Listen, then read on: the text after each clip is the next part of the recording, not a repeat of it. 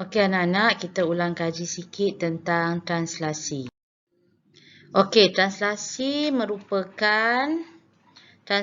merupakan pemindahan semua titik pada suatu sata mengikut arah yang sama dan melalui jarak yang sama. Okey, kalau nampak dekat sini penting kena tahu dekat sini dia membincangkan pemindahan semua titik.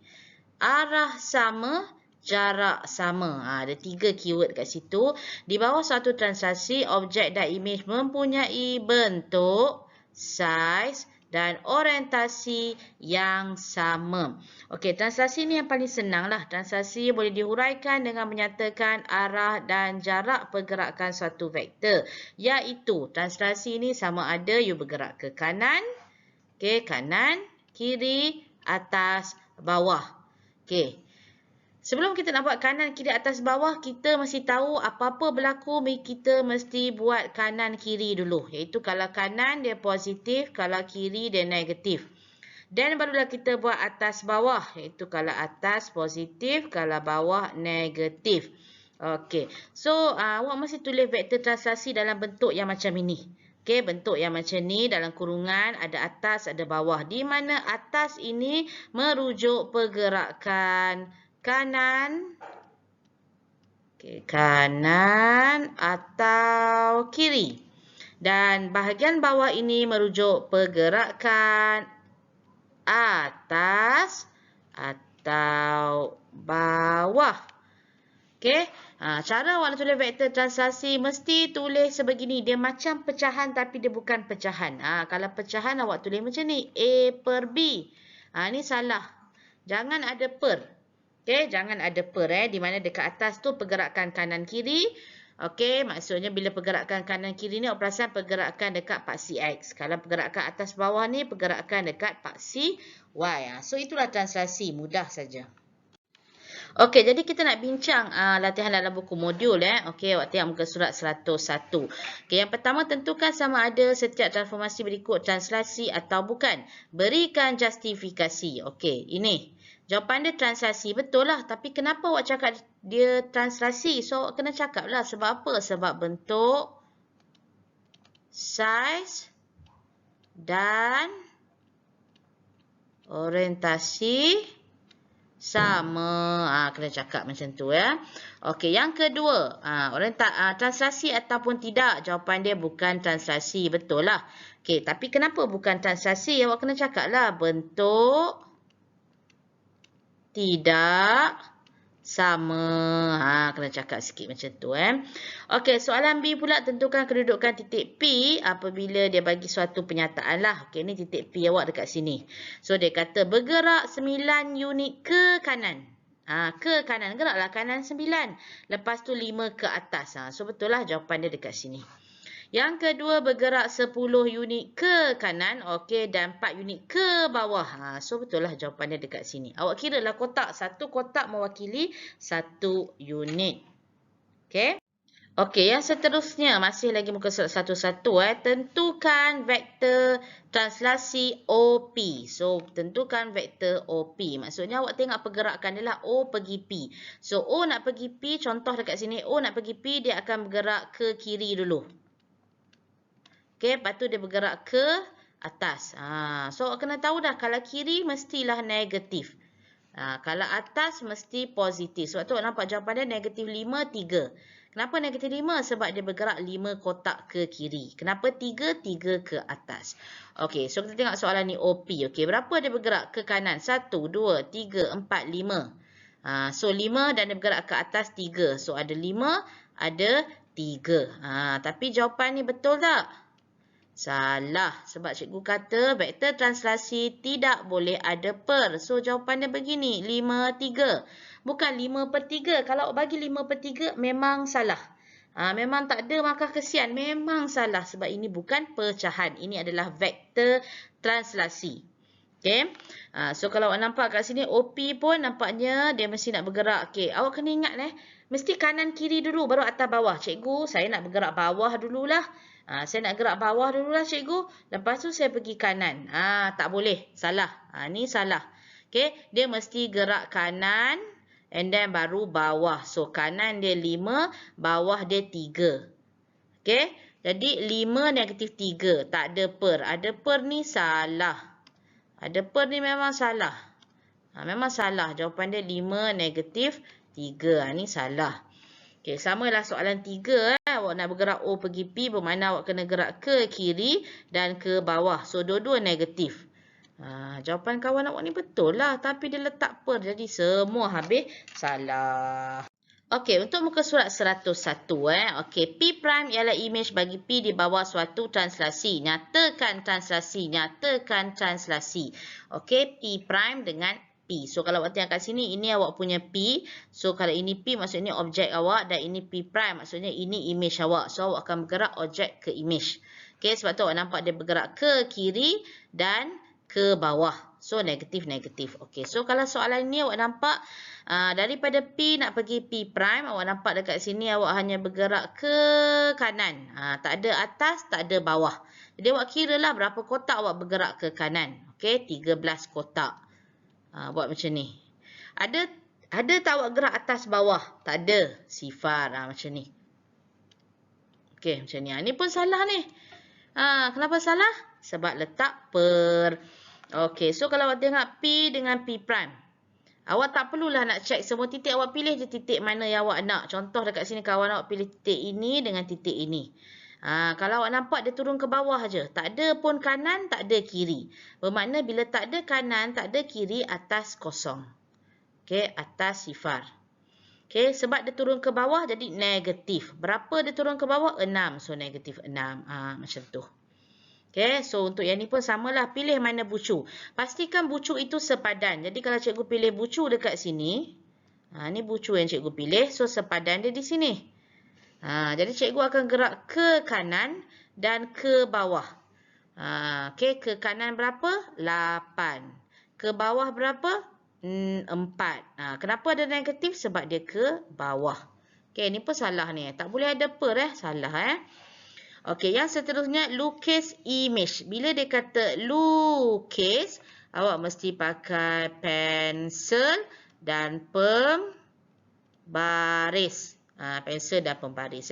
Okey, kalau awak nampak negatif 6, 2. Okey, negatif 6 merujuk awak gerak ke kiri. 2 merujuk awak gerak ke atas. Okey, so kalau ini P awak. Awak tengok dia gerak ke kiri. Ambil bucu satu. So, 1, 1, 2, 3. Tak boleh dah pula kan. 1, 2, 3, 4, 5, 6. 1, 2. Okey, siap satu bucu. Okey, siap satu bucu. Dan awak boleh check setiap bucu lain awak kira. 1, 2, 1, 2, 3, 4, 5, 6. 1, 2. Okey, bucu kedua.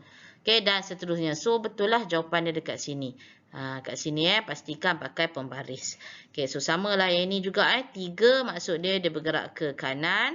Dan negatif 3 dia bergerak ke bawah. So, mesti dah nampak kanan dan bawah. Okey, jadi jawapan kawan awak ni betul.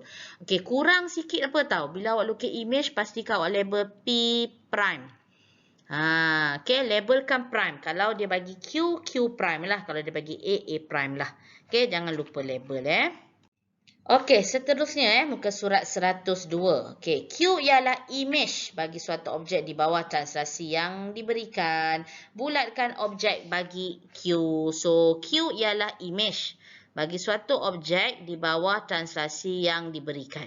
Bulatkan objek bagi Q. Jadi maksudnya Q ni bukannya objek Q ni adalah imej. So kita nak kena cari objek. Objek kita sama ada A, B, C atau D. Okey. Jadi dia bagi vektor translasi 2. Awak ada 2 cara. Yang pertama awak boleh pakai cara cuba jaya. So awak guna A. Awak gerak 2. 1, 2. Lepas tu 4. 1, 2, 3, 4. Tak dapat Q. Jadi, salah. Okey, itu kaedah cuba jaya. Ataupun, bila dia dah bagi imej, awak nak cari objek, awak terbalik saja. Okey, awak terbalik. Bermakna pergerakan 2 ni kan patutnya kanan kan? Okey, patutnya dia bergerak ke kanan. Okey, jadi bila awak nak cari bermakna Q ni image. Okey, bermakna daripada Q tu awak ambil daripada Q, maksudnya kanan dia akan jadi dia bergerak ke kiri. 4 ni dia gerak ke atas. Patutnya, tapi sebab dia terbalik jadi dia akan bergerak ke bawah. Okey. Cikgu padam kat sini nak bagi nampak sikit ya. Okey, jadi kalau ikut cikgu cakap tadi, okey ni Q cikgu nak cari, ni image, cikgu nak cari objek dia. Cikgu dah kata kalau 2 ni kanan, bermakna kita kena tukar dia jadi kiri. So, kiri sebanyak 2. So, 1, 2. Lepas tu 4 ni atas, tukar kena jadi bawah. So, 4 bawah. 1, 2, 3, 4. Yeay, dapatlah jawapan dia B. Okey, senang saja. So, samalah macam ni. Kalau negatif 3 ni, dia adalah kiri. So, kita kena tukar dia gerak ke kanan. Negatif 4 ni pun kiri. Kiri pula, bawah. So, kita kena tukar dia gerak ke atas. Ini untuk apa? Untuk image nak cari objek. Bukannya objek nak cari image. So, ini adalah Q. So, kita geraklah. Maksudnya, negatif 3 kiri, kita tukar gerak ke kanan. Kanan sebanyak 3. So, kalau kita pilihlah bucu mana, katalah cikgu nak pilih bucu yang muncung ni. 1, 2, 3. Lepas tu, patutnya cikgu bergerak ke bawah. Okey, ni susah ni. Gerak ke bawah, jadi bergerak ke atas sebanyak 6. Okey, jadi 1, 2, 3, 4, 5, 6. So, dapat bucu kat sini. So, jawapan dia C. Okey, betul lah jawapan dia C. Okey. Next, soalan B. Q prime ialah image bagi titik Q di bawah transaksi yang diberikan. Tentukan koordinat bagi Q prime. Tentukan image. Okey, kat sini ada formula sikit anak-anak. Okey, formula dia apa? Formula dia objek tambah translasi sama dengan image. So, please everyone remember this. Objek tambah translasi sama dengan image. So, dalam soalan ni kita nak cari image. So, objek tambah translasi. Okey, ni objek kita, ni translasi kita. Okey, sebab kita nak image, image kita mestilah jawapan dia koordinat. Jadi, kita tambah tu dalam bentuk koordinat. Negatif 3 tambah 5 tambah 7, 7 tambah 4. So, kita dapat 2, 11. Okey, kita buat benda yang sama untuk Q. 5. Kenapa 5 tolak 2? Sebab 5 tambah tolak 2. Sebab tu 5 tolak 2. Tolak 1 tambah 5. So, dapat 3/4. Negatif 2 tambah 7. Negatif 4 tambah tolak 7. So, dapat 5 negatif 11. Jawapan mesti koordinat. Sebab dia nak koordinat. Jawapan mesti bentuk koordinat. So, remember, objek tambah translasi sama dengan image. Okey, yang seterusnya. Diberi titik Q ialah image bagi titik Q di bawah transaksi yang diberikan. Tentukan koordinat Q. Okey, Q ni adalah objek. So, kita balik pada formula objek tambah translasi sama dengan image. Mesti ingat formula ni. So, sekarang ni kita nak cari objek. So, kita nak cari objek. Jadi, objek sama dengan image tolak translasi. Kan, kita buat persamaan linear je lah. Kita nak objek, jadi kita kena buang translasi pergi ke sebelah. Okey, jadi kalau awak nampak image, ambil image dia apa? 6. Tolak translasi dia, 6 tolak 7. 9 tolak 2. So, negatif 1, 7. Bagus. 5 tolak 2. Tolak 1, tolak 5. So, 7 negatif 6. Tolak 2, tolak 4. Tolak 4, tolak 1. So, 2 tolak 3. Simple je kalau pakai formula ni. Senang saja. Okey, dan yang terakhir, diberi R prime, image dan R objek di bawah suatu translasi. Tentukan translasi. Kita pakai formula ni balik. So, kita nak cari apa? Translasi. So, kita nak cari, tadi nak cari objek. Sekarang kita nak cari translasi. Cikgu tulis balik. Objek tambah translasi sama dengan image. So, cikgu nak cari translasi. Bila cikgu nak cari translasi, objek cikgu kena pindahkan. Di translasi sama dengan image tolak objek. Tapi sebab cikgu nak translasi, kena ingat bila kita sebut translasi, kita mesti bagi jawapan dia dalam vektor.